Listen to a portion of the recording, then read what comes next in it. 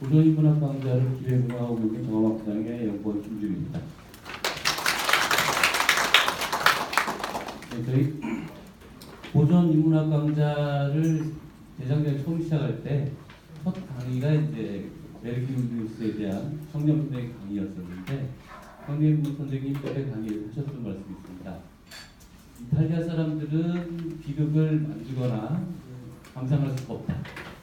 그냥 너무 자율주의 사람이라서 비극의 소재 같은 그런 끔찍하고 불합리하고 불이한 사건들이 무대에 올라오는 걸 보면 무대에 쫓아 올라가서 칼을 뒤로 잡듯이 그걸 즐길 수 있는 사람들이 못 된다. 이런 얘기를 하셨어요. 반대로 근데 그리스인들은 그런 이상하고 불합리한 그리고 불쾌한 사건들을 무대 위에 올려놓고 만들고 그거를 감상하는 사람들이죠. 일단 생각해보면 저희들도 맨날 그 막장 같은 일들이 벌어지는 사회 속에서 막장 드라마를 보면서 견뎌내는데 그리스인들 비슷하지 않나 그런 생각을 해봅니다. 근데 이 그리스인들은 그런 비극을 올리고 감상하는 데 그치지 않고 그것을 시민교육의 일환으로 삼겠다고 했으니까 상당히 놀라운 일이라고 생각합니다. 그래서 이런 비극 공연이 갖고 있는 속내를 오늘 들려주실 선생님은 김경 선생님이십니다. 김경 선생님은 베를린 자유대학에서 그리스 비극으로 박사학위를 하셨습니다. 그리고 지금도 국내에서 거의 유일한 그리스 전문 비극 전문가시고요. 선생님 이제 곁에서 뵈면 굉장히 온유하시고 그리고 그런데 장난기도 있으시고 뭐 그런 분이세요. 근데 어떻게 저런 분이 비극을 경험하셨을까 그런 의아함이 들기도 하는데 아마 그리스인들이 그런 끔찍한 장면을 올려놓고 감상하고 견뎌냈던 그런 심성과 비슷한 심성이 아닐까 이런 생각도 해봅니다.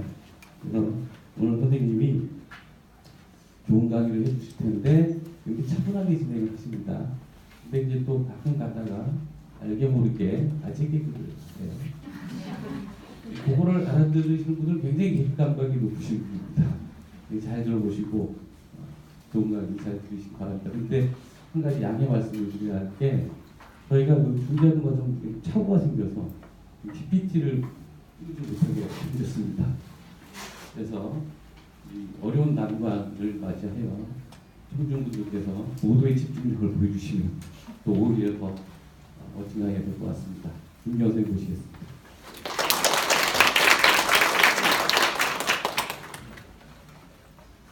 소개 말씀 감사드리고 오늘 같은 날은 그 벚꽃놀이 가시는 학구적인 선생님들인 것 같습니다. 자, 오늘 그 파워포인트가 없어서 좀 진행하는 게 좀 그런데 중요한 건 제가 좀 판서를 하면서 진행을 해야 될 것 같고요. 그리고 1부가 지금 한 50분 정도인데 2부부터는 파워포인트 사용이 가능하다고 합니다. 그래서 좀 양해를 해주시기 바랍니다. 자, 우선은 저의 강연의 제목은 그리스 비극과 시민 교육이고요. 구성은 이렇게 되어 있습니다. 일단 첫 번째로 어떻게 전통적으로 내려오는 신화에서 어떻게 비극으로 이렇게 변형이 되는가, 신화에서 비극으로 강의를 하고요.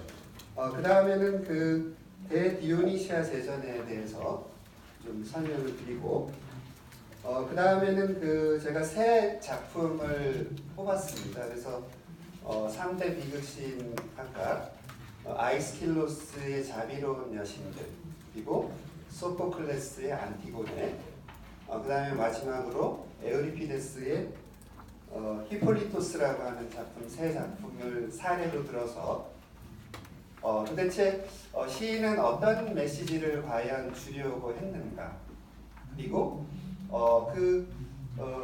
이 공연에서 어떻게 시민 교육이 이루어졌는가를 한번 다 같이 생각을 좀 해보는 시간을 가지려고 합니다. 자, 일단 첫 번째는 신화에서 비극으로죠. 비극이라고 하는 그 문학의 장르는 이게 그 번영을 구가한 나라와 민족에서만 있는 그런 특별한 장르입니다. 그러니까는 당장에 먹고 사는 게 힘들고 너무나 지금 삶이 고단한 이런 민족에게는 비극이라고 하는 문학 장르는 없습니다. 그래서 이제 우리가 영국의 셰익스피어를 예를 들 수가 있고, 그 다음에 우리 오늘 공부하는 그 그리스 비극이 바로 거기에 해당이 되는 거죠. 그러니까 도시국가 아테나이가 해상 제국으로 발돋움하고 번영을 구가했기 때문에 이런 그 비극이라는 장르가 이렇게 그 꽃을 피울 수 있었다고 봅니다. 자, 그러면 우선 이제 신화에서 비극으로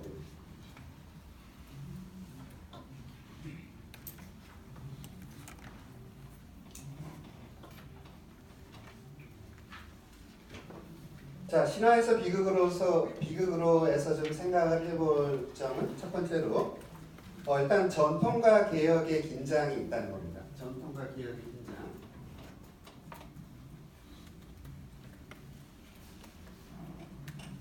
자, 아리스토텔레스가 이제 시학에서 이런 말을 합니다. 전통적으로 내려오는 이야기들은 해체해서는 안 된다. 그죠? 예를 들면 클리타임네스트라가 오레스테스에 의해 죽는다든가 혹은 에리필레가 알크메온에 의해 죽는다든지 하는 것을 말한다. 그러니까 클리타임네스트라는 오레스테스에 의해 죽어야 되는 겁니다. 그러니까 거꾸로 클리타임네스트라가 오레스테스를 죽이는 이런 이야기는 비극 작가가 손을 댈 수가 없다는 거죠. 그런데 이렇게 그 전통적으로 내려오는 이야기를 해체를 해서는 안 되지만은 그렇다고 해서 비극 시인이 이렇게 그냥 그 옛날부터 내려오는 이야기를 이렇게 그냥 재탕을 하는 건 아니고요. 여기서 중요한 건 뭐냐면은 지금 아리스토텔레스가 말하고 있는 것은 시인은 독창적일 뿐만 아니라 전에 내려오는 이야기도 잘 활용을 해야 된다. 그러니까 전에 내려오는 이야기인 신화의 어떤 이야기의 서사를 비극 시인이 건드리지는 못하지만 그럼에도 불구하고 독창적인 그런 신화를 만들어내야 된다는 거고요. 그러니까 가장 그 대표적인 예는 소포클레스의 오이디푸스 왕을 예를 들 수 있을 것 같습니다. 우리가 호메로스의 오디세이아를 읽어보면은 오이디푸스 신화가 소개가 되죠. 그 신화를 읽어보면은 오이디푸스가 자신도 모르기에 어머니를 죽이고 아버지를 죽이고 어머니와 결혼했다. 그런 그 신화의 그 대각이나 핵심은 그대로 소포클레스에서 이어지게 되지만 소포클레스의 오이디푸스 왕이라고 하는 작품에서는 오이디푸스가 그런 끔찍한 진실을 발견하고 난 다음에 두 눈을 찌르잖아요. 이거는 오디세이아의 신화에는 없습니다. 그러니까 소포클레스가 새롭게 만들어낸 그런 이야기라고 볼 수가 있고, 그 다음에 오디세이아에서는 오이디푸스가 추방의 길을 떠나지 않거든요. 하지만 소포클레스에서는 추방의 길을 떠나게 되고, 이런 식으로 그 전에 내려오는 이야기들을 수용을 하지만은 독창적인 신화 한 권을 비극 시인이 만들어낸다는 거죠. 잘 이해되시죠? 네. 그 다음에 두 번째로 중요한 것은 신화적인 과거와 역사적인 현재가 결합을 한다는 겁니다.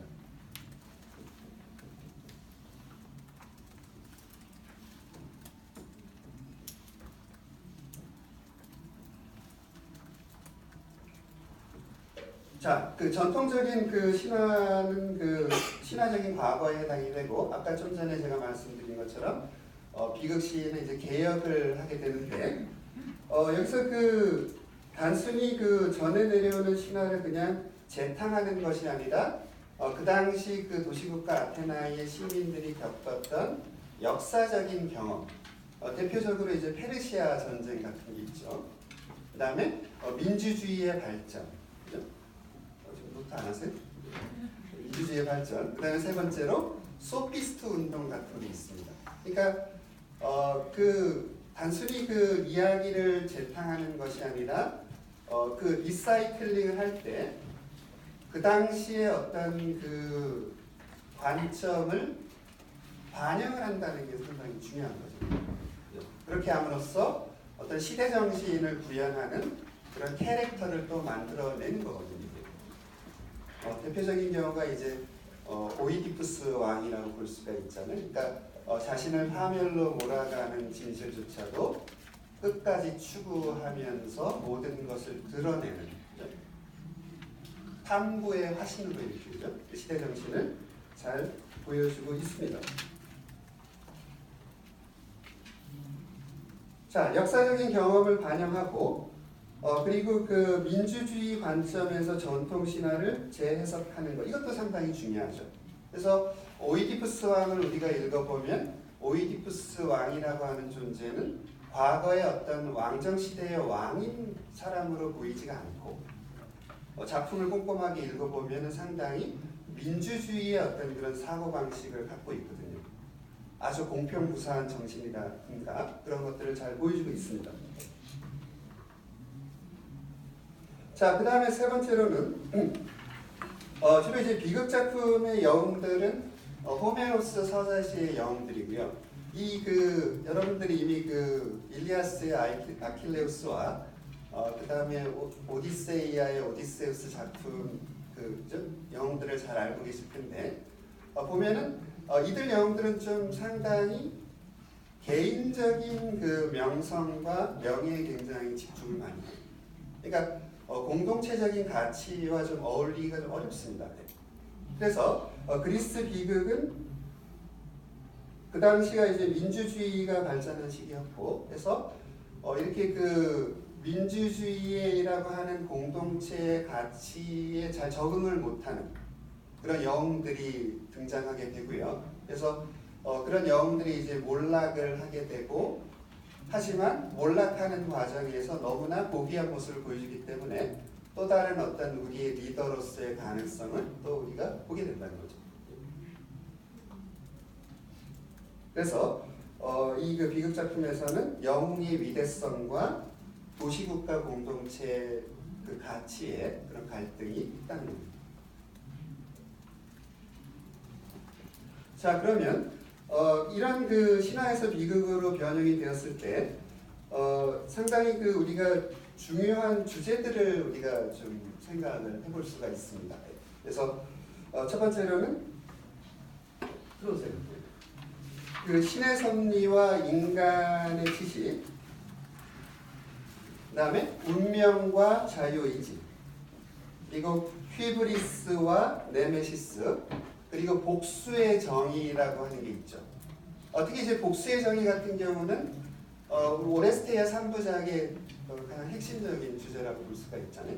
이 복수법이라고 하는 이런 복수의 정의에서 문명적인 정의로 이렇게 발전을 하는 그런 과정을 우리가 볼 수가 있고, 신들도 제우스도 복수의 어떤 정의를 이렇게 보여주었었는데 나중에는 문명적인 정의를 보여주는 자비로운 여신들에서 이렇게 진화하는 모습들을 우리가 볼 수가 있습니다. 그리고 피시스와 노모스의 갈등, 이것도 상당히 중요하죠. 그리고 폴리스와 오이코스의 갈등이 상당히 중요합니다. 그러니까 지금 그 우리가 공부하게 되는 자비로운 여신들과 그 다음에 소포클레스의 안티고네에서도 볼 수 있는 것처럼 이 가정이라고 하는 영역 그 부분은 폴리스에 속해 있기는 하지만은 폴리스와 오이코스가 상당히 격렬하게 대립하는 경우가 많거든요. 그러니까 안티고네 같은 경우 보면은 폴리스의 가치보다는 오이코스의 가치를 구현하려고 노력하고, 그 다음에 우리가 잘 아는 오레스테스 같은 경우는 오이코스 가치보다는 폴리스의 가치를 구현하려고 노력하잖아요. 그래서 그리스 비극의 상당히 중요한 그 주제가 오이코스는 가정이고요. 가정. 오이코스와 폴리스의 이런 갈등이 상당히 많이 등장합니다. 그래서 폴리스와 오이코스의 갈등 좀 중요하기 때문에 제가 좀 적게 폴리스와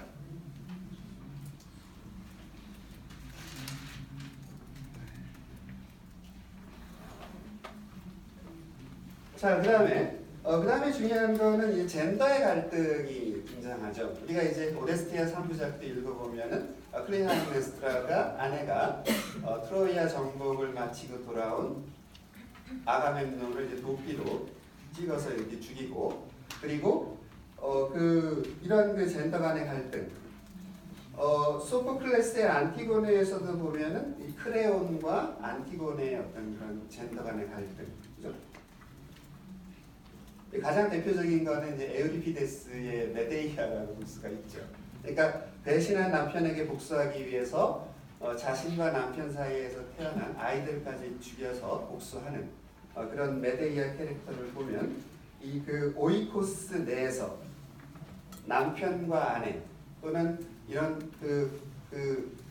폴리스 공간에서도 이런 남녀 간의 어떤 대결을 우리가 볼 수가 있습니다.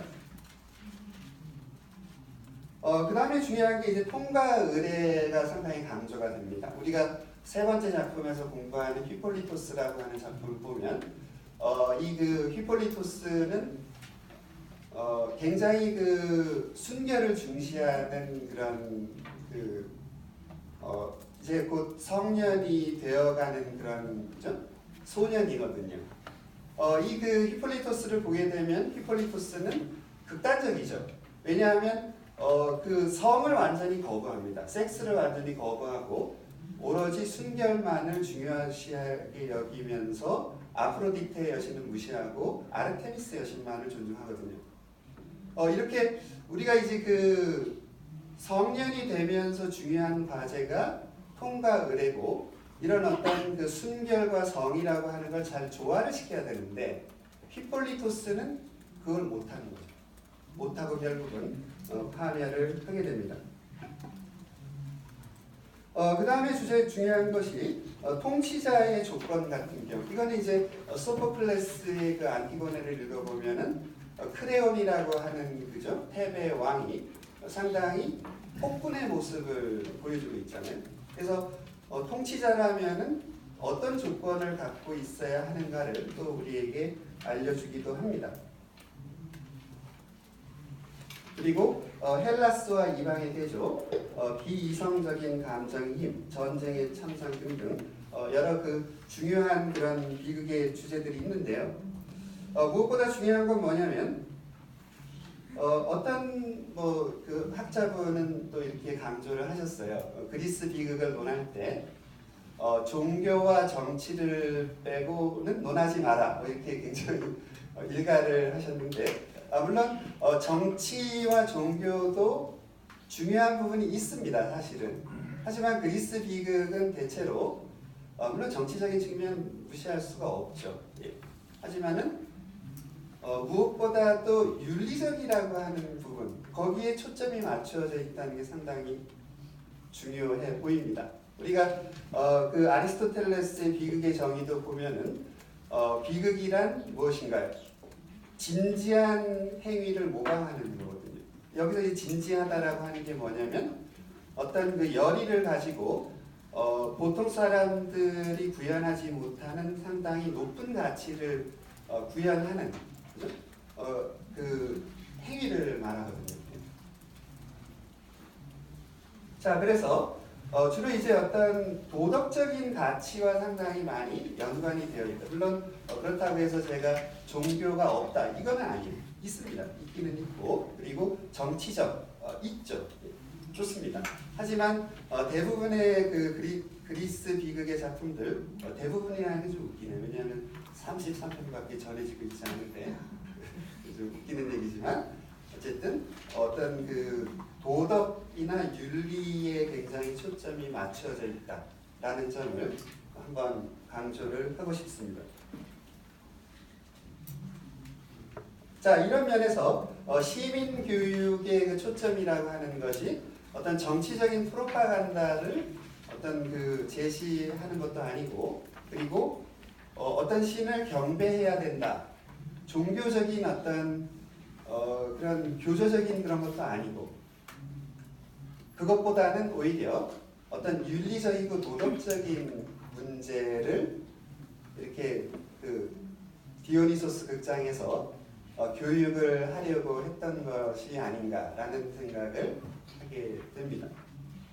자, 그러면 첫 번째 파트가 이제 신화에서 비극으로는 이제 마무리가 됐고요. 그 다음에 이제 대디오니시아 제전에 대해서 좀 말씀을 드리려고 합니다. 그 사이에 물을 한 잔 좀 마시고 오겠습니다.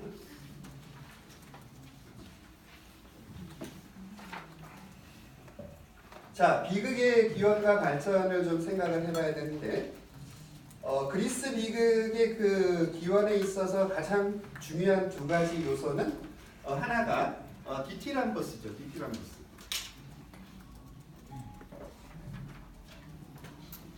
그리고 또 하나는 호메로스를 비롯한 그런 서사시.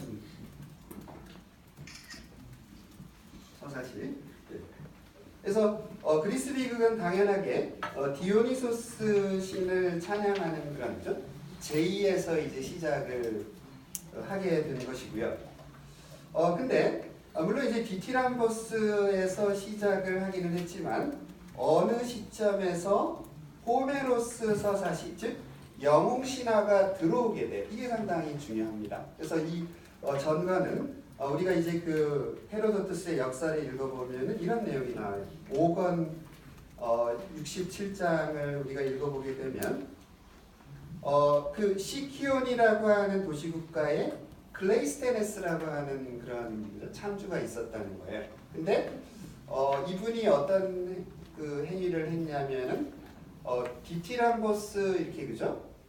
이렇게 그 디오니소스 신에 대해서 노래를 하는 건데 디오니소스 신을 빼고 아드라스토스라고 하는 영웅에 대한 이야기를 하도록 만들었다는 거예요. 그러니까 바로 그 여기 이 시점에서 영웅 신화라고 하는 것이 비극의 그 물론 지금은 여기서는 본격적인 비극 장르는 아니지만은 어쨌든 디오니소스 신을 찬양하는 노래가 아니라 영웅의 어떤 고통, 영웅의 어떤 업적 같은 것들을 노래하는 그죠? 그걸로 이렇게 바뀌게 되고 거기에서 이제 보다 더 발전을 해서 대디오니시아 제전이 지금 기원전 534년에 그 기록이 있거든요. 그래서 테스피스라고 하는 그 유명한 시인이 있습니다. 테스피스. 한번 이렇게 만나게 되고 그 다음에 테스피스.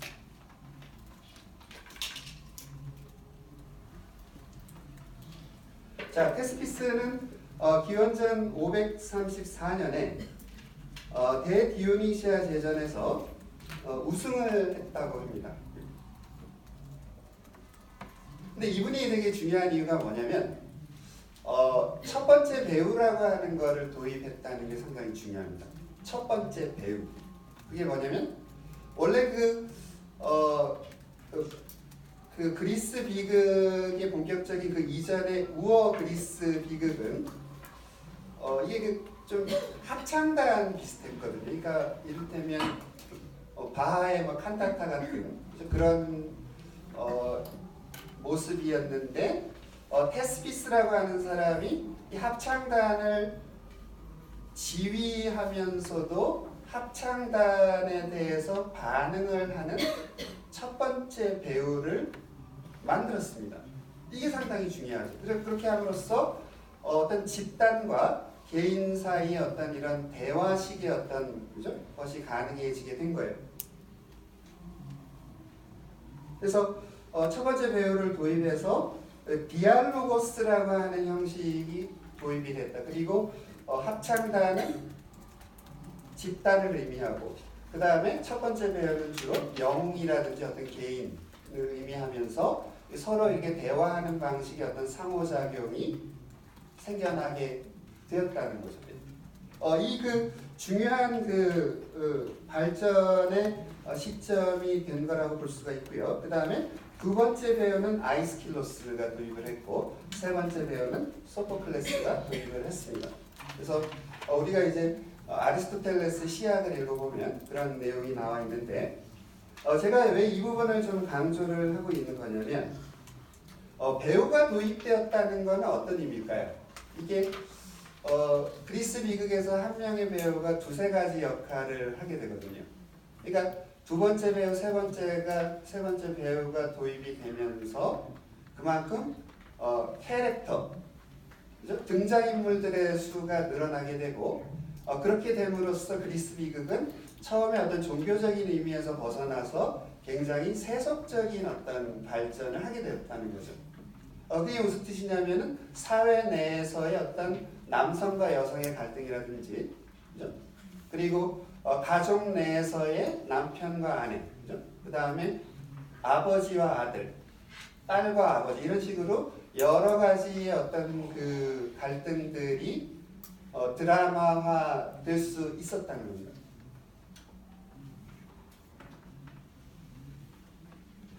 자, 그리스 비극의 기원과 발전 이 정도로 하고 그 다음에 그 디오니시아 제전을 좀 설명을 하려고 하는데요. 근데 여러분들이 이미 그 지난번 김원 선생님 강의에서 이미 제가 대표님한테 들어보니까는 이미 다 축제는 다 정리를 다 하셨다고.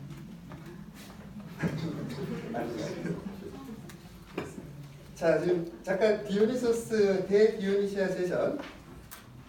일단 중요한 거는 그 선발이 중요합니다. 선발. 그 디오니시아 제전에서 경연에 참가하게 되는 이제 작가들을 이렇게 선정을 하는 거. 여기 이제 선정이 되는 거는 상당히 그 엄청난 명예로운 일이고요. 그 다음에 재정 지원이 되게 중요하죠. 그래서 부유한 아테나의 시민들이 재정 지원을 했고, 이 재정 지원을 하는 경우는 좀 정치적인 어떤 야망이 있는 경우에 재정 지원을 했다라고 합니다. 그 다음에 이제 프로아곤이라고 하는 게 있고, 프로아곤에서는 아곤, 경연이 이제 본격적으로 전개되기 전에 일종의 요즘으로 하면 프레스 컨퍼런스 같은 거라고 볼 수가 있고요.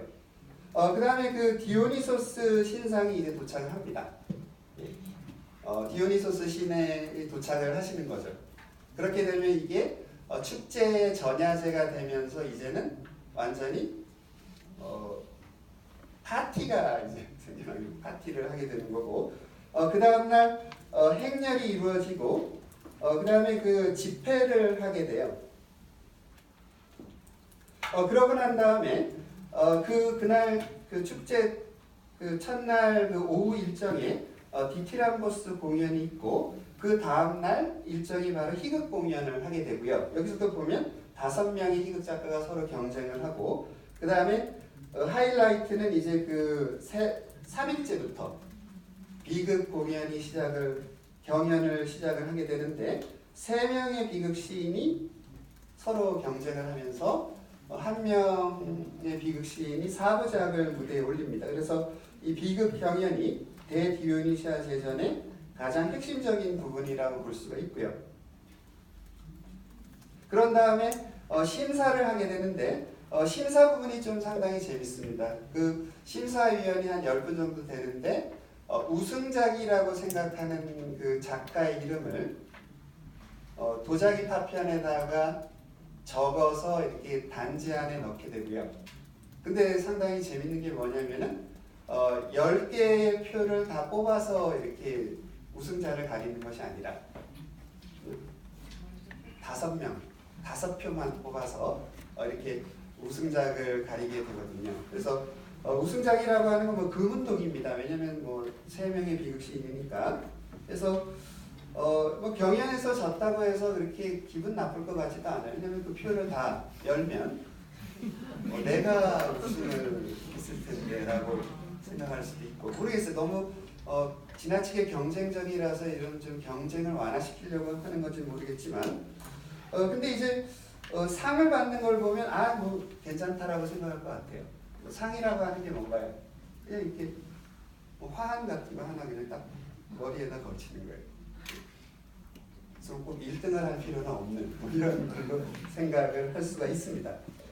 자, 이렇게 그 디오니시아 제전이 이런 순서로 작가들을 선발하고 재정 지원을 하고 아곤이 일어나기 전에 프로 아곤을 하고 그리고 디오니소스 신이 도착하고 행렬과 집회를 하고 디티람보스 경연, 희극 경연, 그리고 하이라이트인 비극 경연, 심사 이런 식으로 이제 구성이 되어 있는 건데 제가 여기서 이제 강조를 하고 싶은 건 뭐냐면 대디오니시아 제전에 특별한 순간들이 있다는 거예요. 특별한 순간.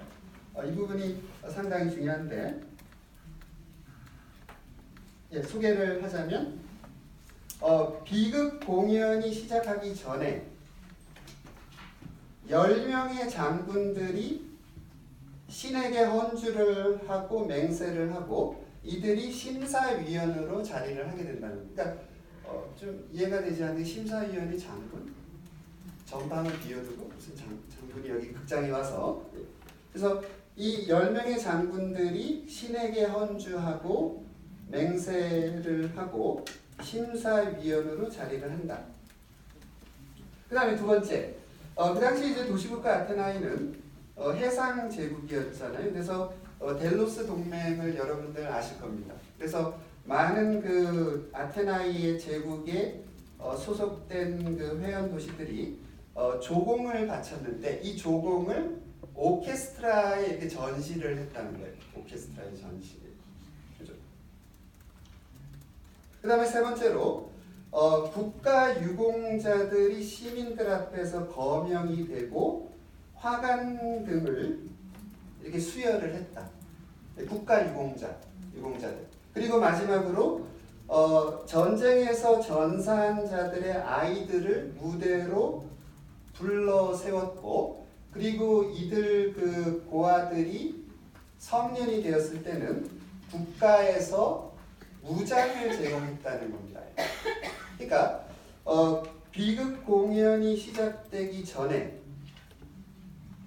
10명의 장군들이 헌주하고 맹세했고 그리고 아테나의 제국에 그에게 바쳐진 조공들이 극장에 전시가 되었고 국가 유공자들이 호명이 되었고 그리고 화관 등을 수여했고 그 다음에 마지막으로 전사자들의 아이들이 무대에 나오게 했고 이들이 이제 성년이 되는 경우에는 국가에서 무장을 제공을 했다.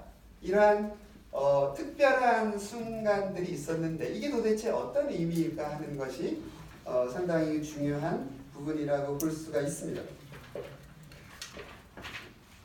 자, 그래서 영국의 그 캠브리지의 그 사이먼 골드힐이라고 하는 그 유명한 학자가 그렇게 이야기를 했습니다.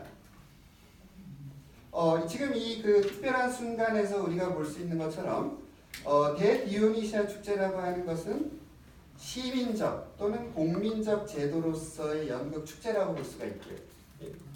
그리고 도시국가의 이데올로기를 강조를 하고 있다는 게 도시국가의 이데올로기를 강조를 하고 있다. 그래서 시민 개인과 도시국가의 관계를 부각하고 도시와의 어떤 유대가 있는지를 확인하고 여러 가지의 의무들을 강조를 하고 있다는 거예요. 의무들, 그죠? 시민들이 마땅히 그죠? 수행해야 되는 의무들을 강조하고 그 다음에 마지막으로 그 아이들에게 성년이 된 사람들에게 이렇게 그 무장을 지급하는 것에서 볼 수 있는 것처럼 군사적인 의무를 확인을 시켜주는 거죠. 자, 그러면서 이렇게 그 비극 공연이 이루어지기 전에 이 비극 공연을 감싸고 있는 프레임이라고 하는 거를 우리가 지금 이야기를 한 겁니다. 이 프레임이라고 하는 건 뭐냐면 도시국가의 이데올로기를 강조하고 있다는 거죠. 도시국가의 이데올로기. 그러니까는 이런 그 비극 공연을 둘러싸고 있는 프레임은 도시국가의 이데올로기를 강조하고 중요한 건 뭐냐면 규범을 강조하고 있다는 게 규범을 강조한다.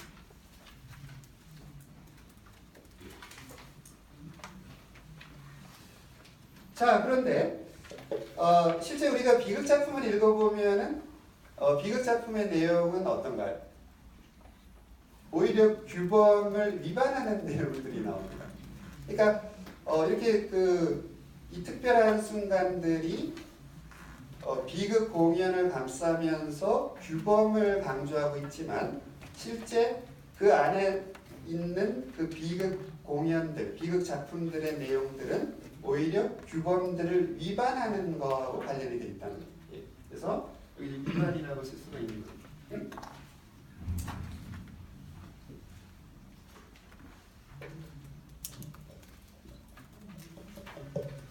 자, 그래서 도대체 그러면 이 축제 의식과 비극 간의 관계를 우리가 어떻게 생각해야 되는가가 이제 제가 드리는 질문이고요. 우리는 그 새 작품들을 통해서 그 시민 교육이 어떻게 이루어지고 있고 지금 이제 규범적인 그 프레임과 어떤 연관을 갖고 있는가를 한번 생각을 해보려고 합니다. 자, 그러면 이제 비극 시인이란 어떤 존재인가? 비극 시인은 지금 아리스토파네스의 개구리들이라고 하는 작품을 우리가 읽어보게 되면 에우리피데스가 그런 말을 하죠. 우리가 시인에게 경탄하는 이유가 무엇이냐? 그죠? 세 가지를 듭니다. 첫 번째는 시적인 재능, 두 번째는 아주 쓸모있는 조언, 세 번째는 이게 중요한 거죠. 우리가 시민들을 더 나은 사람들로 만든다는 것. 훌륭한 인간으로 만들어주는 사람이 바로 시인이다. 미국 시인이다. 그리고 아이스킬로스는 이런 말을 해요. 아이들에게는 가르치는 교사가 있다면 어른들에게는 시인들이 있다는 거예요. 그러니까 여기서 이제 드러나고 있는 게 뭐냐면 결국은 성인들을 교육하는 자들이 바로 비극 시인이라고 볼 수가 있고, 그러니까는 이 디오니소스 극장이라고 하는 공간은 성인 시민들을 교육하는 공간이라고 볼 수가 있는 거죠. 그래서 이제는 새 작품들을 중심으로 해서 그러면 시인들은 어떤 메시지를 주려고 했는가? 그리고 그러면서 어떻게 시민 교육이 이루어지고 있는가를 한번 같이 한번 좀 상상을 해보려고 합니다. 자, 첫 번째 작품이 바로 아이스킬로스의 자비로운 여신들이죠. 자비로운 여신들.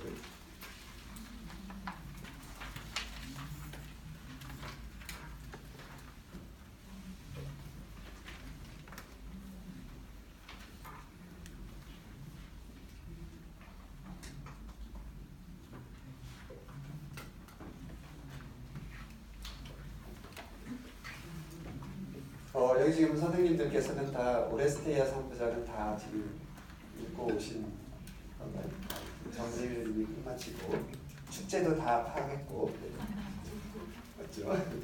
자, 지금 아이스킬로스의 그 오레스테이아 3부작의 세 번째 작품이 바로 자비로운 여신들이고요.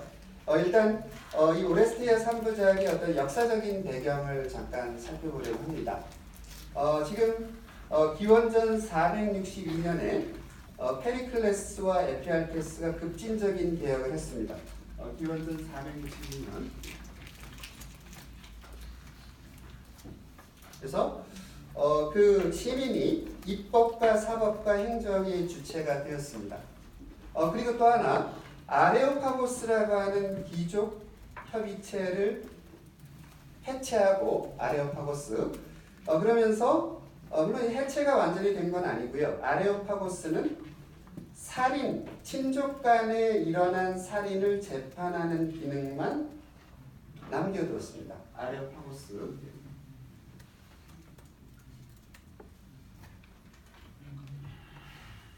아레스의 언덕이라는 뜻이죠. 네. 지금 이 상황을 좀 설명을 해드리면 민주주의가 계속해서 기원전 6세기 말부터 클레이스테네스의 개혁으로 발전을 해오기는 했는데 이상하게 그 아레오파고스라고 하는 귀족 협의체도 같이 이렇게 있었습니다. 있었어요. 근데 이 그 도시국가 아테나이가 해상 제국으로 발돋움하면서 많은 그런 장군들과 공직자들이 많이 필요했거든요. 그래서 이제 아레오파고스는 주로 공직자를 임명하는 그런 기능을 많이 했습니다. 그런데 여러 그 장군들도 뽑아서 이렇게 파견을 해야 되고 그런데 이제 상당히 어떤 무슨 뇌물 같은 것도 오가고 상당히 문제가 많았었거든요. 그래서 결국 게다가 보수적인 귀족들의 그런 어떤 이익이나 그런 부분들을 많이 대변을 했습니다. 그래서 페리클레스와 에피알테스가 급진적인 개혁을 하면서 이 아레오파고스의 그 권력을 많이 축소를 시켜버렸어요. 그렇게 되자 당연히 그 귀족이나 보수 세력이 분노하게 되고 그래서 기원전 461년에 페리클레스와 함께 개혁을 추진했던 에피알테스가 귀족 세력에게 살해가 되게 됩니다. 자, 그래서 지금 도시국가 아테나이의 상황은 보수와 진보가 서로 갈등하고 있는, 그래서 내전이 벌어질지도 모르는 그런 정말 위기 상황이었습니다. 정말 내전이 벌어진다면 그냥 완전히 공멸하는 거잖아요. 그래서 내전이 벌어질지도 모르는 이런 상황에서 기원전 458년에 도시국가의 조언자며 도시국가의 현자인 아이스킬로스가 458년에 오레스테이아 3부작을 무대에 올렸습니다. 그러니까 이 작품을 통해서 양 진영이 반목하고 서로의 그런 갈등이 깊어지면서 이렇게 무력적인 충돌을 그죠? 막아보려고 하는 그러면서 지금까지 우리가 이렇게 성취한 그런 로고스, 그런 어떤 합리적인 정신으로 문제를 풀어보려고 했던 겁니다. 자, 이런 배경에서 오레스테이아 3부작이 공연이 되었고요. 자, 그러면 자비로운 여신들의 플롯을 간단하게 좀 설명을 드리겠습니다. 자, 오레스테스는 그 어머니 클리타임네스트라를 살해하고 나서 결국은 복수의 여신들이 출연을 하게 되고, 복수의 여신들에 쫓겨서 아폴론의 신전이 있는 델포이로 가서 아폴론에게 탄원을 하게 됩니다. 그래서 그 델포이에서 오레스테스는 자기의 어떤 지은 죄가 오염이 이렇게 정화가 되기도 하죠. 그 다음에 오레스테스는 아폴론의 명령에 따라서 도시국가 아테나이로 가서 아테나 여신에게 탄원을 올리게 됩니다. 자, 여기부터 그래서 그 아테나 여신은 오레스테스의 탄원을 받아들이고, 하지만은 이 복수의 여신들, 오레스테스를 위협하고 있는 복수의 여신들을 내치지 못하는 이런 상황에서 하나의 해결책을 보여주게 되는데, 그게 뭐냐면은 인류 역사상 최초로 재판정이라고 하는 거를 세워주게 돼요. 그렇게 함으로써 오레스테스의 그 죄를 심판하게 한다는 겁니다. 그런데 재판이 이루어지고 나서 결국은 오레스테스의 범죄 행위를 11명의 그 인간 배심원들이 판결을 했는데, 여기에다가 더해서 아테나 여신이 또 한 표를 행사를 하게 돼요. 오레스테스는 무죄라고 하는 판결을 하게 되고, 그래서 가부동수가 6대6이 나오게 되고, 자비의 법칙에 따라서 오레스테스는 무죄 석방이 되게 됩니다. 그래서 고향으로 돌아가고, 그런 다음에 이런 그 판결에 불만을 품은 복수의 여신들이 독을 이렇게, 그죠? 아테네에 퍼뜨려서 역병을 일으키게 하겠다고 협박을 하게 되지만 여기에 그 아테나 여신은 폭력적인 수단을 사용하지 않고 설득의 로고스를 통해서 복수의 여신들을 달래게 되고, 그래서 마지막 장면에 복수의 여신들이 자비로운 여신들로 이렇게 변모를 하게 됩니다. 지금 간단하게 자비로운 여신들의 플롯을 제가 설명을 드렸는데 조금 더 자세하게 좀 더 내용을 좀 파악을 해보죠. 지금 사실 그 PPT에는 그 도기화가 있는데 이걸 좀 보여드리지 못해서 상당히 좀 아쉽습니다. 자, 일단 그 제수를 바치는 여인들을 좀 살펴봐야 되는데 제수를 바치는 여인들에서 오레스테스가 클리타임네스트라를 앞에 두고 지금 이제 오레스테스는 그 모친 살해를 하려고 하는 이 순간에 정말 너무나 끔찍한 범죄잖아요. 그래서 이렇게 주저하게 됩니다. 그러면서 오레스테스가 어찌 해야 할까? 그죠? 어머니를 살해하는 것을 꺼려야 할까? 이런 대사를 하게 되고 이렇게 지금 복수의 결의를 다졌지만은 실행을 하지 못하는 오레스테스에게 필라데스라고 하는 친구가, 그죠? 아폴론의 명령이다 이거. 그러니까 너가 반드시 복수를 실행해야 된다. 이렇게 되고, 그러자 이제 오레스테스가 다시 복수의 결의를 가지면서 이렇게 그 모친 살해를 하려고 합니다. 그러면서 클리타임네스트라와 오레스테스가 서로 번갈아 가면서 스티코미티아 한 줄짜리 대사로 서로 이렇게 나눠가면서 하는 그런 스티코미티아가 전개가 되는데 여기서 이제 오레스테스의 그 비극성이 드러나게 되는 거죠. 자, 클리타임네스트라가 위협을 합니다. 여기 인용을 읽어보면 봐라, 어미의 분노한 개, 복수의 여신을 조심해. 그러니까 너가 만약에 나를 살해하게 되면은 혈족 간의 살인이기 때문에, 그죠? 그 피가 대지를 적시게 되고 복수의 여신들이 이제 나타나게 된다는 거예요. 그러자 오레스테스가 무슨 얘기를 하냐면, 하나, 이 일 그르치면 아버지의 개들, 즉 복수의 여신들은 어떻게 피할까? 이건 뭐냐면 지하에 계신 오레스테스의 아버지인 아가멤논의 혼령이 오레스테스에게 복수의 여신들을 보낸다는 거죠. 그래서 너 복수해야 돼. 게다가 아폴론도 지금 위협하고 있잖아요. 너 복수하지 않으면은 내가 너 아토피가 이런 거, 피부병 같은 거 보내고 널 괴롭힐 거야. 이렇게 이야기하거든요. 그러니까 여기서 중요한 게 뭐냐면 오레스테스는 지금 딜레마 상황에 있는 거죠. 복수를 하게 되면은, 그죠?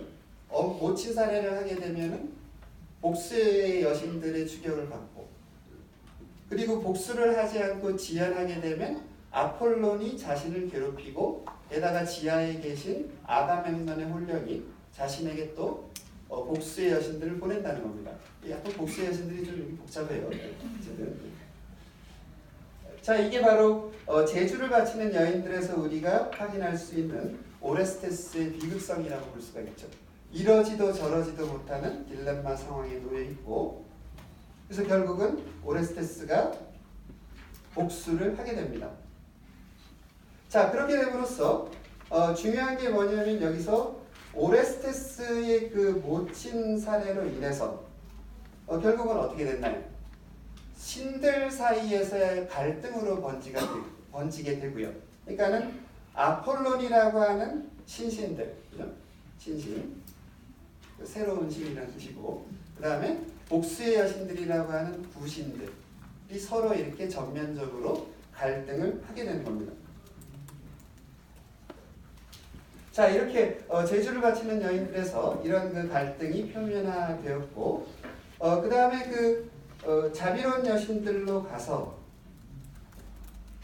이제 그 오레스테스가 결국 아테나 여신에게 가서 아테나 여신에게 탄원을 올리게 됩니다. 탄원. 자, 여기에서 아테나 여신이 딜레마 상황에 놓여지게 됩니다. 여기서 중요한 건 일종의 삼각관계인데요. 삼각관계.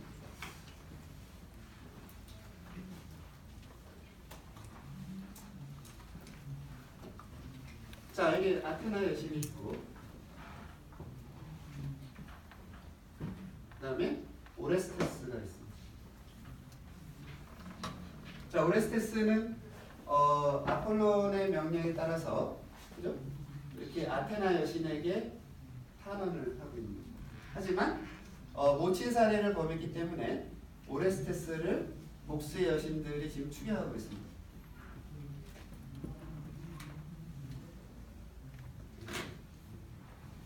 그래서 지금 이제 아테나 여신은 일종의 딜레마 상황에 놓였다고 볼 수 있어요.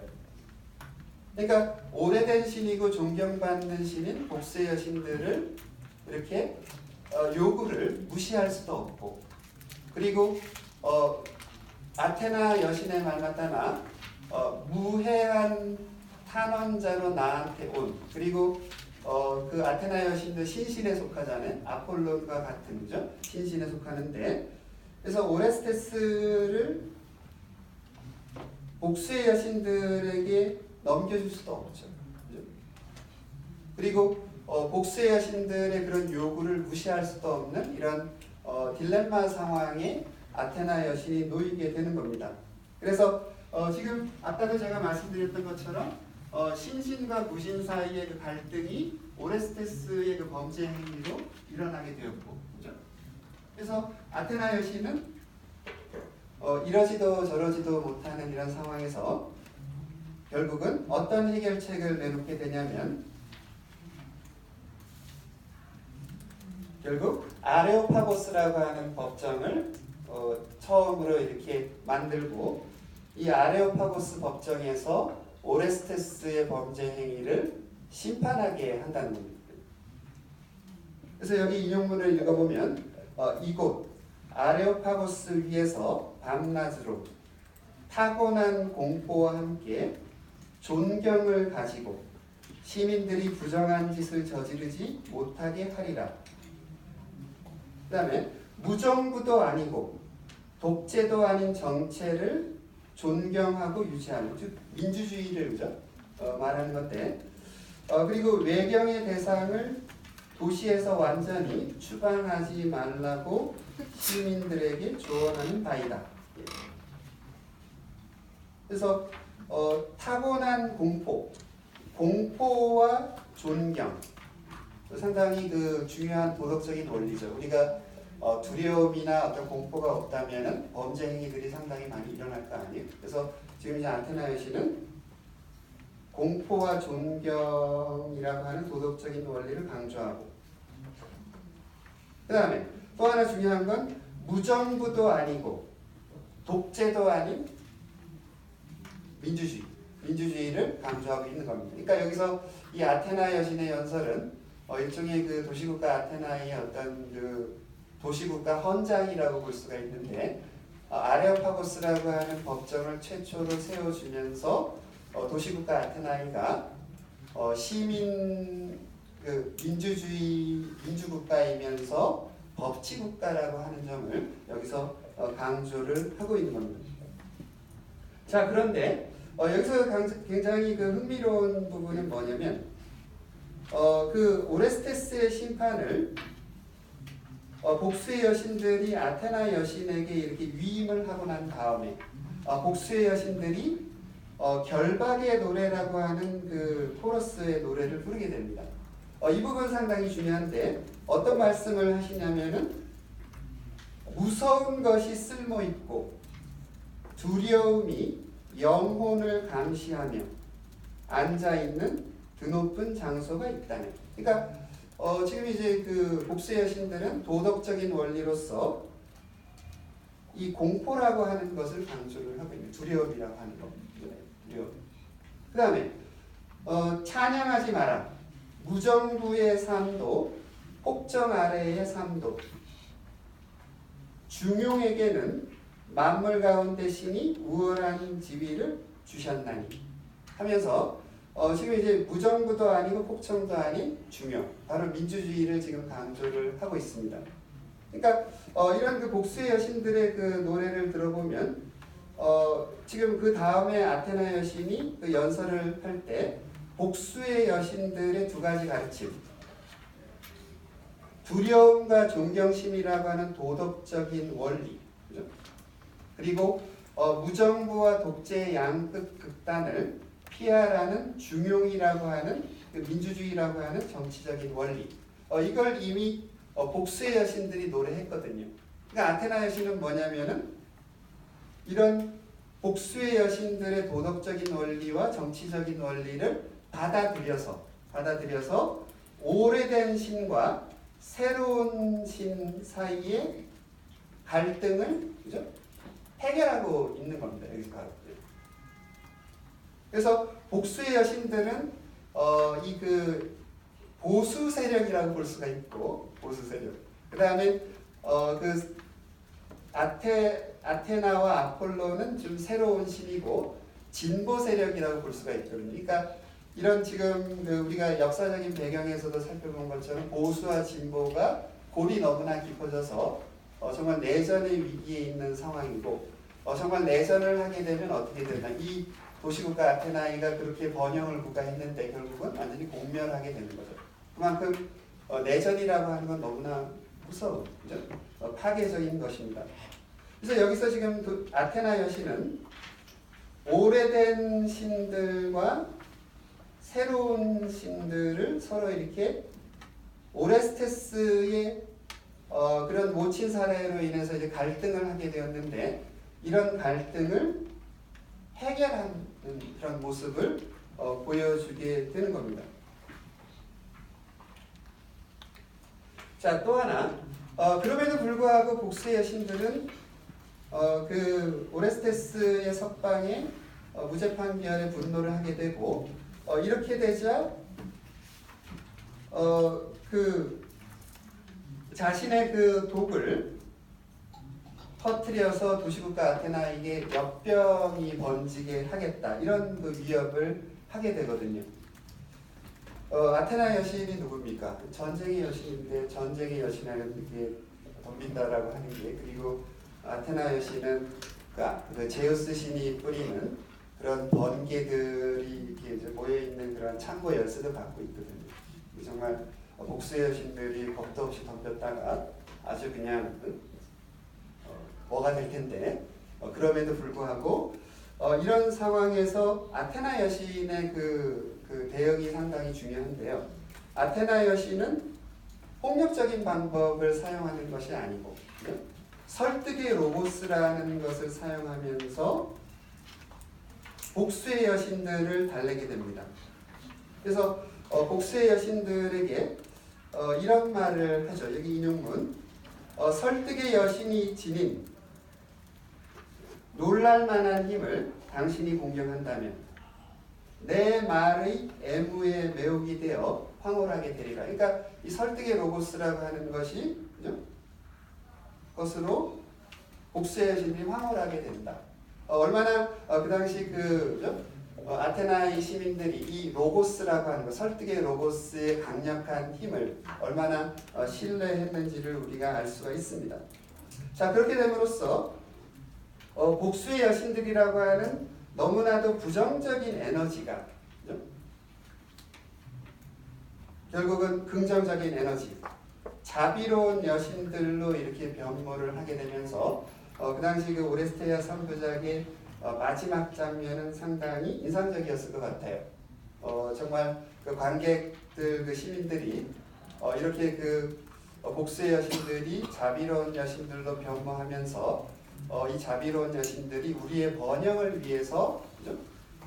힘쓰는 그런 어떤 에너지로 변한 모습을 보면서 정말 그 순간은 관객석과 정말 무대의 구분이 없어지고 정말 모든 관객 그 시민들이 나와서 함께, 그죠?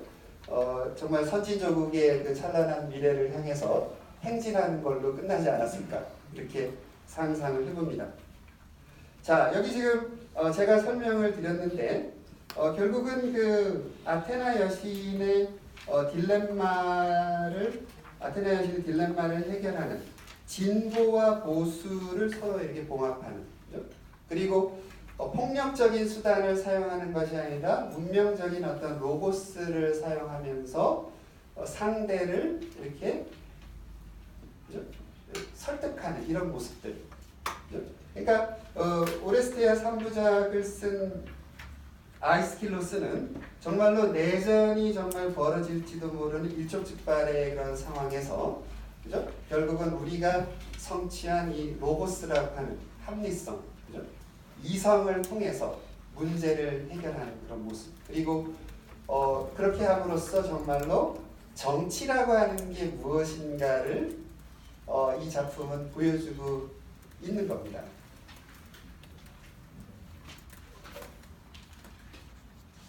자, 일단 여기까지가 1부가 되고요. 그 다음에 2부에서는 안티고네와 그 히폴리토스를 강연을 하고, 그 다음에 생각해 볼 점들을 좀 짚어보고, 그 질의응답 시간을 가지려고 합니다. 되게 지금 질의응답이 장난이 아니다라는 그런 말을 제가 들었는데 기대를 해보겠습니다. 그러면 10분 정도 휴식을 하시고 2부를 진행을 하죠.